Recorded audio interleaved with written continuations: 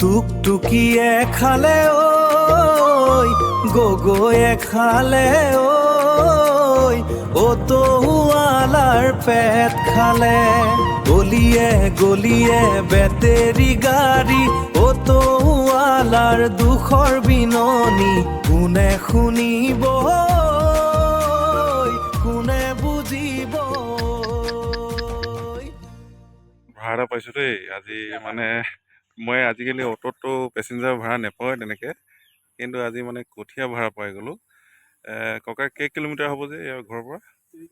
3 kilometre. 3 kilometre up down মুঠতে মই 450-500 টকা দিব ককাই মানুহটো এনেও ভাল আছে, মানে 150 ক'লে 300 দিয়ে। তো সেইকাৰণে ককাই কথা পেলাব নোৱাৰি আহি গ'লোঁ। চ' কঠীয়াবিলাকতো বোকা নাই তেনেকৈ, আৰু উপায় নাই ন, আজিকালি চবে ক'ৰবাত যাবলগীয়া হ'লে টুকটুকিয়ে ফোন কৰি মাতি দিয়ে, ভাড়াটো কম লয় চাগে। আমাৰ অ'টোৱালাবিলাকক একদম পাহৰি গ'ল। আগতে আমাকে বিচাৰি ফুৰে যলৈকে যাব হ'লেও। এই ককায়জনীও মানে আমাৰ অ'টোতে আগতে গৈছিলে, আজিকালি কিন্তু টুকটুকিত যায়। সেইটো কিন্তু চাব লাগিছিলে। বিপদৰ বন্ধু আচল বন্ধু এতিয়া অ'টোখনে পালে আৰু। টুকটুকিত মানে ইমান ফেৰ কঠীয়া নাযায়। টোটেল কঠীয়া কেইটা গৈছে ইয়াত? 5টা ন? 31 ফেৰ গৈছে। টুকটুকিত নাযায়। টুকটুকিত ট্ৰাই কৰিছিলে মানে, তাৰপিছত মানে মই পালোগৈ আৰু সেইটো। একো নাই, বস্তুটো পালেই হ'ল।